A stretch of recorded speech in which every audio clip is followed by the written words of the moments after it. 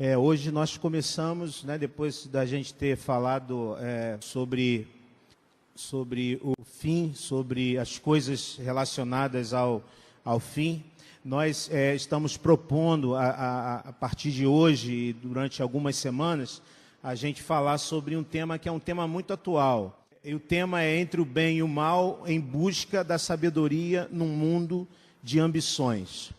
E eu quero convidar você, durante esse tempo, a gente está buscando, entendendo e percebendo como nós podemos, no mundo que vivemos hoje, numa sociedade que tem sido marcada pela ambição, pela corrupção, pela mentira, por tantas coisas que nós temos visto ao nosso redor, como nós podemos olhar para a Escritura, como nós podemos, então, saber o que Deus deseja fazer através da nossa vida.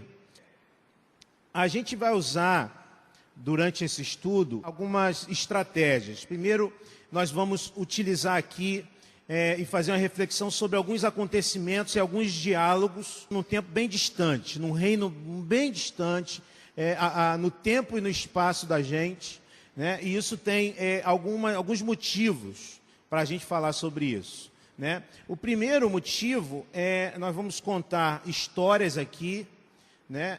E contar histórias parece ser inofensivo, né? A gente, se eu chegar aqui e falar que vou defender uma tese, né, parece que isso se reveste de algo mais sério, e talvez hoje a gente vive, por exemplo, né, dentro do nosso país, do nosso contexto social político, a gente vive hoje uma polarização, às vezes até chata, né, de esquerda, direita, de coxinha, de pão com mortadela, né? A gente tem essa coisa que a gente tem vivido hoje em dia, de ideologia, né? de uma certa luta ideológica, né? Quando a gente se levanta para para trazer uma tese, parece que a coisa vai para esse lado. Quando a gente conta a história, isso não acontece, né?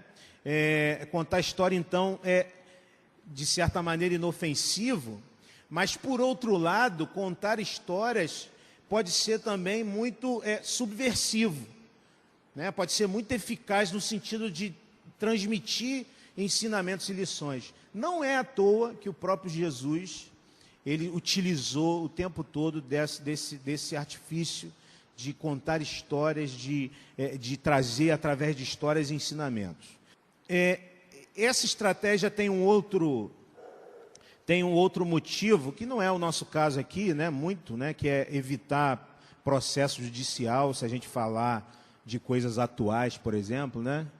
Tá? E a outra motivo é que a história evidencia um problema.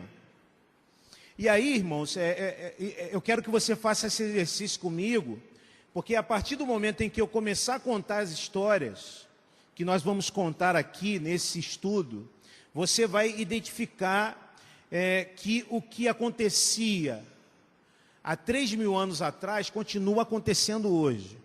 Porque essas histórias são histórias de homens e de mulheres que são marcados, como nós, marcados por uma tendência pecaminosa, né? Nós somos seres humanos marcados por uma tendência pecaminosa, tanto aqueles homens de 3.000 anos atrás, como os homens do período moderno, do iluminismo, que imaginaram que a razão poderia fazer com que o homem evoluísse. Tanto o homem do século 21, nós, né, que vivemos hoje, todos nós fomos e somos marcados por algo que é comum a todos nós. Nós nascemos em pecado. Então, a gente vai falar de um reino distante, e o reino é Israel. Tá? Não sei, dá para você ver ali Israel, o mapa de Israel, 3 períodos iniciais de Israel, né? Aquela linhazinha vermelha menor, ela é o reino sobre o governo do primeiro rei de Israel, que foi Saul. A linhazinha azul, ali, lilás, é o reino sob o governo de Davi, e o reino sob o governo de Salomão, pegando ainda aquela parte ao norte.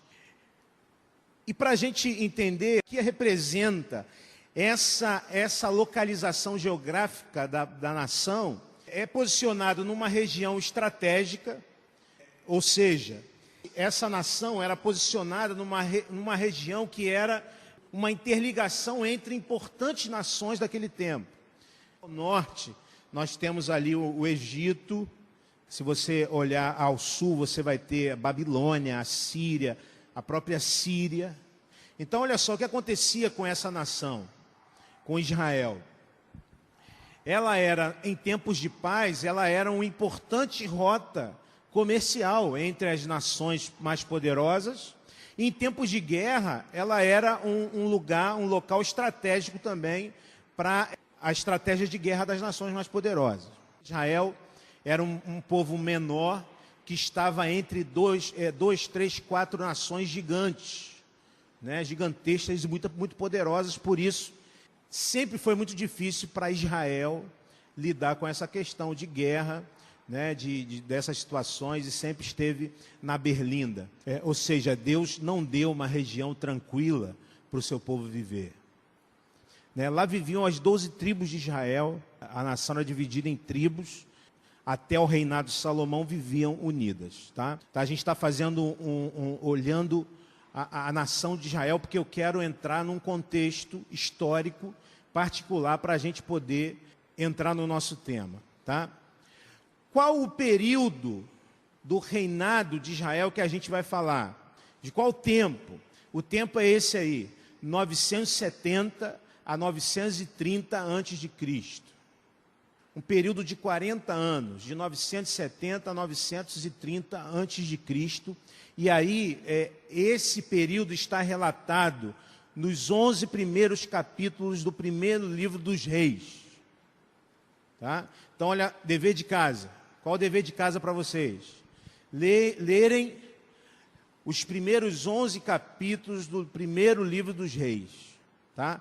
A nossa série toda, esse estudo todo vai se passar olhando para esses textos dos primeiros 11 capítulos do livro dos Reis, do primeiro livro dos Reis.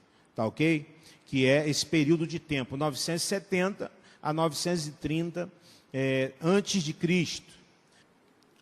Pastor, o que aconteceu de importante nesse tempo? Tá? Eu estou te localizando, já te localizei geograficamente, estou te localizando agora historicamente. O que aconteceu, pastor, nesse tempo de 970 a 930 a.C., naquela região de Israel? Algumas coisas aconteceram. Aconteceu a morte do rei Davi, né, o rei mais celebrado dessa nação. A ascensão de Salomão ao trono. Salomão, filho de Davi. E aí, sob o reinado de Salomão, houve um período de grandes realizações, mas, ao mesmo tempo, foi um tempo de desastrosas opções. E aí nós vamos levantar um questionamento, pelo menos, que talvez seja mais polêmico, que é saber se Salomão era realmente sábio. Porque a gente já fala sobre isso, né? Salomão, quando a gente pensa em Salomão, a primeira coisa que vem, sábio, sabedoria. Né? Salomão pedia a Deus sabedoria, Deus deu sabedoria a Salomão. No entanto, quando a gente olha para a vida de Salomão, a gente vai ver que Salomão, ele, depois que morre, está ali a morte de Salomão, acontece o fim da unidade nacional. E muito por culpa de Salomão, acontece o fim da unidade nacional. Depois que Salomão morre, a nação deixa de ser uma nação unida e ela se divide em duas nações, o Reino do Norte e o Reino do Sul. Então, você nunca fez esse questionamento?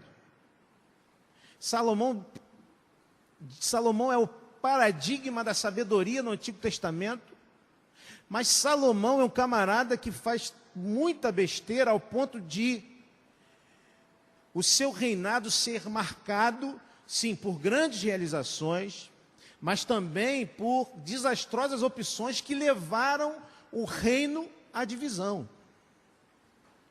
Nesses 40 anos que nós vamos aqui ver, ler, estudar, há um episódio que é um episódio chave para a gente começar a entender e perceber o que está acontecendo aqui. Salomão vai a uma cidade e Salomão, ele quer ali sacrificar ao Senhor, ele quer ali realizar um grande culto ao Senhor. E naquele dia, Deus aparece a Salomão dizendo o seguinte, lá em 1 Reis, capítulo 3, versículo 5b. Deus aparece a Salomão dizendo o seguinte, peça-me o que quiser e eu lhe darei. Me parece que o jovem Salomão já havia recebido de Deus, ou já havia recebido de Deus, porções de sabedoria. Porque somente uma pessoa sábia responderia o que Salomão respondeu. Vocês lembram o que Salomão respondeu? 1 Reis 3,9, vamos ler juntos? Vamos ler juntos? Pois...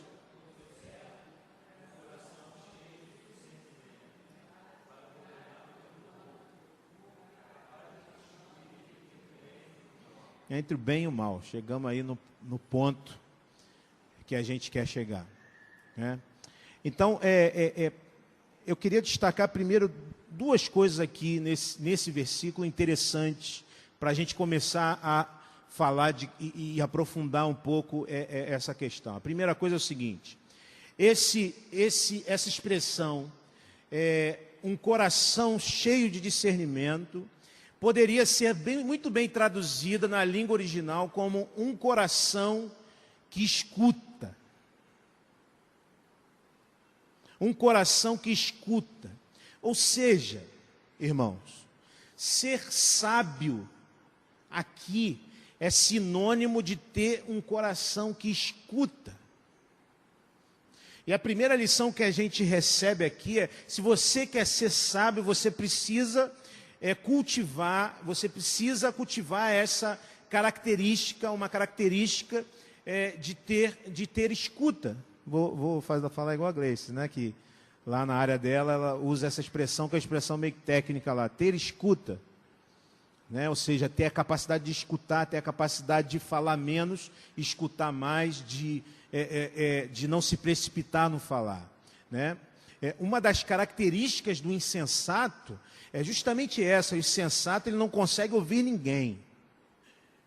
Uma das coisas que a gente destaca aqui nesse versículo é isso. E uma outra coisa a destacar aqui é que ele quer ter esse coração cheio de discernimento, ou seja, ser sábio para governar o teu povo, e capaz de distinguir entre o bem e o mal. E aqui nós temos duas coisas importantes. Primeiro, ele busca pela sabedoria. Né? Salomão encontra a fonte da sabedoria. Qual é a fonte da sabedoria? Lá em Provérbios 1, 7, 9, 10, ele fala sobre a fonte da sabedoria, quando ele fala esse versículo que é super conhecido de todos nós. O temor ao Senhor é o princípio da sabedoria. Princípio aqui poderia ser trocado pela palavra chave, chave da sabedoria. Ou seja, Salomão ele encontrou a fonte da sabedoria. Considerar que há um Deus que é Senhor, para além de todas as falácias do mundo que vivemos, que diz que as ciências humanas, por exemplo, podem nos dar as respostas para todas as questões, perceber e entender que há um Deus que deseja nos ensinar da sua sabedoria, que deseja nos comunicar aquilo que é a vontade dele, e essa é a chave para me tornar alguém sábio. No entanto, e talvez aqui a gente consiga entender por que Salomão, sendo e tendo um início de reinado tão promissor, quando ele demonstra tanta sabedoria, quando Deus chega para ele e se coloca assim, dizendo para ele pedir o que ele quisesse, ele pede justamente sabedoria, ele demonstra tanta sabedoria aqui, por que ele se perdeu no meio do caminho? Talvez por causa disso, porque não basta saber, porque não basta conhecer, é necessário exercitar, é necessário praticar, não basta possuir a sabedoria, é necessário praticá-la. De nada vale distinguir entre o bem e o mal, se a decisão pelo bem não for tomada. Tá? Ou seja, a mera informação não transforma a vida de ninguém. A sabedoria bíblica deve ser exercitada. E talvez tenha sido esse o problema de Salomão, o grande problema de Salomão. Talvez ele se torne um homem sábio no sentido de que era conhecedor, mas não conseguia ser praticante. Ou seja, não basta conhecer o bem, é necessário exercitar o bem. Então, irmãos, dentro dessa, fazendo essa abertura aqui, o nosso primeiro subtema que a gente vai falar hoje, não vai dar para a gente terminar hoje, mas a gente vai começar hoje, é esse aqui, anatomia do poder. Anatomia do poder. E por que nós vamos começar falando sobre poder? Porque o poder é um dos principais, ou uma das principais fontes da ambição do homem. É o poder. O homem, ele deseja poder. O homem quer dinheiro para ter poder. O homem quer sucesso para ter poder. No final das contas, a busca pelo dinheiro, a busca pelo sucesso, a busca pela fama, a busca pela posição, estão todas elas ligadas ao desejo de poder. E isso nós encontramos na Escritura, já lá no início da Escritura, no capítulo 3 de Gênesis. O homem e a mulher tinham tudo, eram amados por Deus, tinham tudo o que necessitavam, viviam a plenitude de tudo que era bom, mas um ser se aproxima deles e diz: que tal vocês se tornarem iguais a Deus? Poder. Desejo de poder. Desejo de ter controle. Desejo de poder controlar as coisas. Isso é uma semente que está dentro do nosso coração. Então, irmãos, nós queremos ser ricos, nós queremos ter sucesso, porque queremos ter poder, e queremos não precisar de ninguém. É assim. Na nossa sociedade, é assim nesse mundo que vivemos. Sabe por quê? Por exemplo, quem tem poder tem informação privilegiada. Eu não ia falar sobre as coisas que estão acontecendo, né? Não vou falar, não. Mas quem tem poder, eu quero que você faça esse link, porque eu não quero falar de ninguém aqui, né? Mas quem tem poder tem informação privilegiada. Quem tem poder compra a boa vontade do governo, por exemplo. Né? Não é isso? Não precisa ir longe, não. Não é bom conhecer alguém que trabalha na prefeitura? Não é bom? Caramba, aquela situação que eu não consigo resolver, mas fulano de tal trabalha assim com fulano, com secretário de não sei o quê. Pronto. Eu tenho acesso ao poder, porque o poder de alguma maneira me beneficia, né? O poder abre portas. O poder também isenta pessoas de responsabilidade. Não seria bom a gente ter um carro daquele que tem uma placa de cor diferente? Que entra em qualquer lugar, que não recebe multa. Quem tem poder não paga multa. Nós desejamos o poder porque o poder, ele é uma das principais ambições humanas, porque ele traz uma promessa de inúmeros benefícios. E nós, querendo ou não, nos fascinamos com o poder. Por isso, a anatomia do poder. E nós vamos começar então primeiro falando sobre a falácia do poder. Nós vamos começar batendo nessa coisa do poder, mostrando no texto que essa coisa do poder é uma coisa que engana a gente, é uma falácia. Esses benefícios do poder são ilusórios. 1 Reis 1, de 1 a 4, presta bastante atenção nessa história. Quando o rei Davi envelheceu, já de idade bem avançada, cobriam-no de cobertores, mas ele não se aquecia. Por isso os seus servos lhe propuseram: nós vamos procurar uma jovem virgem para servir e cuidar do rei. Ela se deitará ao seu lado a fim de aquecer o rei. Então encontraram Abisag, uma sunamita, e a levaram ao rei. A jovem, muito bonita, cuidava do rei e o servia, mas o rei não teve relações com ela. Esse texto está falando do glorioso, esse texto está falando do poderoso, glorioso, impressionante, magnânimo rei Davi. Esse texto está falando de um homem que outrora comandou um exército poderoso. Esse texto está falando de um homem que vivia no palácio, dando ordem a centenas de funcionários. Quando Davi passava com seus cavalos, na BMW dele, os cavalos escovados, árabes, né? As mulheres suspiravam e os homens invejavam Davi. Davi era o grande rei, um rei poderoso, um rei que ficou com seu nome marcado na história de Israel. Ele tinha tanto poder que há um episódio em que Davi, o seu exército está na guerra, Davi nem precisava ir à guerra porque tinha homens para isso lá, e ele acorda tarde e vai para um lugar do seu palácio e olha para o outro lado e vê uma linda mulher se banhando na sua casa, e ele chama o seu servo e diz para ele: eu quero aquela mulher. Veja o poder que Davi tinha, veja como Davi era poderoso.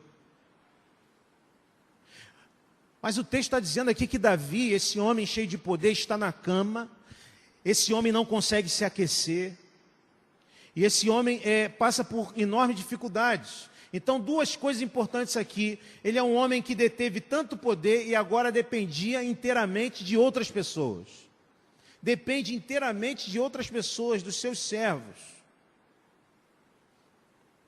E a primeira coisa que o poder nos demonstra, sendo uma falácia, é que precisamos tomar cuidado. O poder é temporal, o poder é frágil, o poder termina. O poder é frágil. O poder é frágil, é o que nos mostra o texto. Mas o que me choca mais nesse texto é a segunda coisa aqui. Não existe ninguém ao seu redor para cuidar dele por consideração e carinho. Quem está cuidando de Davi são os seus servos. E a pergunta que eu faço é: onde estavam os seus filhos? Onde estavam os filhos de Davi nessa história aqui?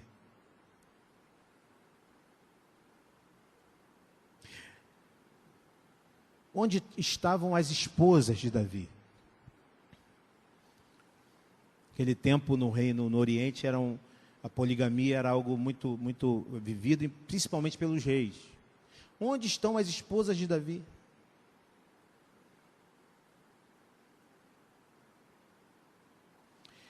O poder tem também essa falácia.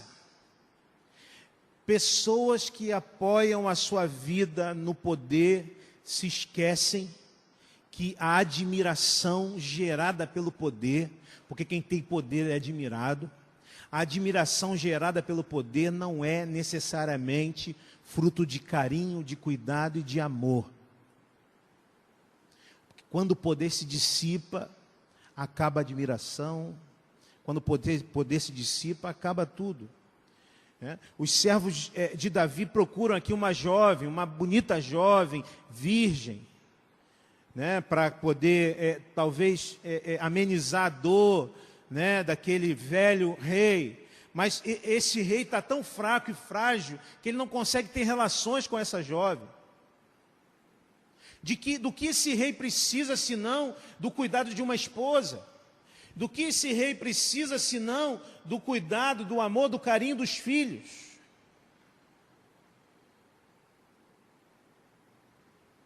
Percebam a falácia do poder como um poder enganoso.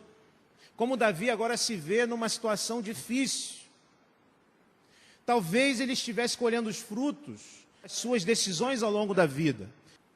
Talvez ele estivesse aqui colhendo frutos das decisões ao longo da vida. Mas eu queria também considerar um outro lado disso, que é também uma tendência da nossa própria natureza humana. Uma insensibilidade, uma incapacidade de sermos gratos aos que dedicaram parte da sua vida por nós. Eu quero olhar também o outro lado. Se por um lado a gente pode olhar para esse texto e pensar assim: Davi foi um homem poderoso que governou muito bem a nação, mas que deixou de lado a sua família, e por isso agora, quando o seu corpo já não pode sustentá-lo, quando ele já não pode ter controle das coisas, ele precisa ser cuidado por servos no final da sua vida. Mas eu queria olhar um outro lado e pensar no outro lado. Uma pena que nós não tenhamos mais jovens aqui, mas isso cabe para nós também, que ainda temos os nossos pais. Há um clichê hollywoodiano, e você certamente já viu um filme assim. O pai que, muito atarefado com a sua vida profissional, nunca consegue ir na escola do filho, nas programações da escola do filho. O pai que, muito atarefado com as suas demandas profissionais, sempre chega atrasado no aniversário ou não consegue ir. É um clichê de Hollywood. Mas se eu pudesse colocar uma pimenta nisso aí, se eu pudesse ser por um dia um cineasta, talvez eu iria propor e tentar mudar esse clichê para algo que também acontece muito na nossa sociedade. Que é o homem, a mulher, que super atarefado com as suas demandas profissionais, não conseguem ir no aniversário do pai idoso, da mãe idosa. É do filho que, muito envolvido com as suas questões, com o seu desejo de se desenvolver, de ganhar dinheiro, né? de conseguir lidar com essas questões, não consegue visitar seus pais, não consegue ter o coração grato em relação àqueles que cuidaram dele. Nós vivemos muito isso na nossa sociedade, vivemos isso de maneira muito, muito clara na nossa sociedade. Eu achei interessante, nós fomos lá visitar a irmã Maria Luísa, né, Solange, com o pessoal da Jocum, e a Isabelle, né, ela falou lá, né, eu trabalho lá, ela é de uma cidade, Santana do Livramento, né, lá na divisa entre Brasil e Uruguai, e ela trabalha com um projeto que cuida de pessoas idosas e tal, que não tem a família, e ela falava, e ela ficou muito emocionada quando foi lá e viu o cuidado que Solange tem com a sua mãe e tal, e ela ficou muito emocionada porque ela dizia, há idosos lá que não recebem visita há 10 anos. Há 10 anos não recebem a visita dos filhos, foram abandonados. Até mandam dinheiro. Então aqui nós encontramos duas coisas, né? Se por um lado, eu quero olhar para esse texto e pensar assim nessas duas direções. Se por um lado nós vemos Davi colhendo o fruto daquilo que ele plantou, e por outro lado, a gente percebe também, pode entender assim, vemos aqui filhos que esqueceram do seu pai. Filhos que estão envolvidos em uma série de, talvez envolvidos em uma série de questões, e nós vamos ver à frente, uma das questões era a sucessão do trono. A sucessão do trono já era uma questão que estava ali gerando muitos conflitos entre os filhos de Davi. E Davi está sozinho aqui no seu leito de enfermidade, sendo cuidado pelos seus servos. Embora o poder tenha muitas falácias, como nós vimos aqui, o poder continua seduzindo muitas pessoas. O poder, ele continua exercendo enorme sedução sobre nós, sobre o homem, sobre o ser humano, que tem dentro do seu coração essa semente, o desejo de poder, que foi lançado lá atrás em Gênesis 3 e continua ao longo da história, fazendo com que pessoas matem outras, fazendo com que nações esmaguem outras. E aí nós vamos ver aqui, na vida de um dos filhos de Davi, chamado Adonias, como o poder exerce uma sedução sobre a vida desse homem que é filho de Davi. 1 Reis 1:5a. A cachorrada tá que tá hoje. Quase indo lá. Vamos ler junto aí? 1 Reis 1:5a. Vamos lá. Ora, Adonias, cuja mãe chamava Agite, tomou a dianteira e disse: eu serei o rei. Está vendo por que eles não estão com Davi? Adonias já está aqui conspirando, já está aqui agitando para se tornar o rei. Adonias está sendo o quê? Oportunista. Oportunismo é o que acontece aqui. E oportunismo não é virtude. Oportunismo não é fazer a coisa certa na hora certa. Não é oportunismo isso. Oportunismo é fazer o que te beneficia no momento de fragilidade do outro. Isso é oportunismo. E Deus abomina o oportunismo. Embora seja algo muito aceito nos dias de hoje na nossa sociedade, aproveitar aquele momento de fragilidade do outro dentro de um sistema capitalista agressivo que a gente vive. Aproveitar a fragilidade do outro para me dar bem em cima do outro. Não é isso que Deus deseja para a gente. Eu vivi uma experiência com a Gleice. A Gleice é uma amiga da Gleice de trabalho, perdeu o marido de maneira trágica. Chegou saindo de uma casa de festas, foi entrar no carro, foi rendido por bandidos, e o bandido disse que o marido dela era policial e deu quantos tiros? 4 tiros. E o homem morreu ali na frente da filha, do filho. Filha, esposa e genro. Essa mulher ficou desesperada e queria de qualquer maneira se desfazer do carro.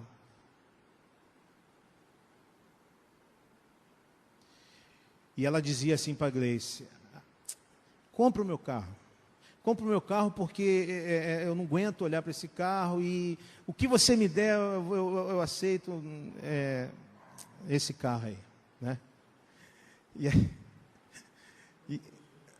Pois é. E eu falei para a Gleice que eu estava estou precisando até hoje trocar de carro, né? Mas eu falei para a Gleice: não dá para a gente fazer isso, não dá para a gente comprar esse carro nessa condição. E se aproveitar da fragilidade dessa mulher. Não dá. Um amigo se interessou. Um amigo se interessou. Mas eu não deixei. Eu soneguei informação para ele, de propósito, porque não seria justo aproveitar da fragilidade. Ela vendeu o carro? Vendeu? Então o outro se aproveitou. Mas talvez até vendido já depois de algum tempo. Né? Oportunismo.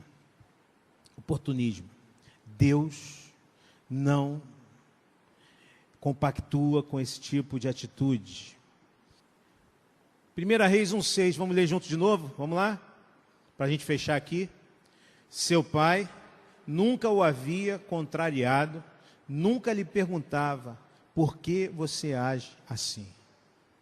E a pergunta que eu faço para você: quem é o pai desse moleque?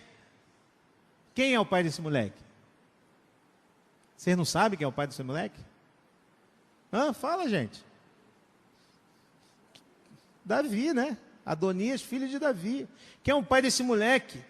Davi. Esse é um filho que nunca foi confrontado, nunca foi contrariado. Não é assim, na nossa sociedade não é assim. A criança, nós não podemos mais contrariar os nossos filhos, nós não podemos mais impor limites aos nossos filhos, eles não podem ser contrariados, porque se forem contrariados, eles mesmos já ligam para o quê? 100, do Conselho Tutelar. Para o Conselho Tutelar, para denunciar os pais, não é assim na nossa sociedade hoje em dia? Nossos filhos nascem em pecado, nossos filhos nascem assim. Embora há uma linha distinta entre as ciências humanas, vindas lá do iluminismo, e a sabedoria bíblica, há uma diferença aqui, uma linha distinta entre essas duas linhas. Aquela diz o seguinte: o homem é bom, como eu já disse. E a sabedoria bíblica diz o quê? O homem nasce em maldade, o homem nasce com a tendência para o mal. É como aquele carro, quem dirige aí sabe disso. Estou falando de carro à beça hoje. Quem dirige isso sabe disso, o carro está desalinhado. E o que acontece com o carro desalinhado? Ele vai, se você soltar o volante, ele vai dando de lado. Ele vai fazendo a curva sozinho. É assim o ser humano sem Deus. Assim são os nossos filhos. Eles precisam de correção, eles precisam de orientação, eles precisam de disciplina nos caminhos de Deus. E para quê? Para nós não formarmos uma geração de Adonias, se é que já não temos uma. Veja como, de alguma forma, Davi colhe os frutos que ele plantou. Veja como, de alguma forma, Davi paga o preço de uma educação com seus filhos desastrosa. Veja como isso acontece. Nós vamos parar por aqui, né? Já são 9 horas, e a gente não quer se estender, e a gente nem está podendo se estender, o negócio está complicado, né? Nós vamos ficar aqui, nós vamos continuar com a sedução do poder na próxima semana, mas eu te deixo essa lição de casa. Você vai ler 1 Reis, do capítulo 1 ao capítulo 11, lê aquelas histórias. O livro dos reis é um livro histórico, que conta e narra a história dos reis de Israel.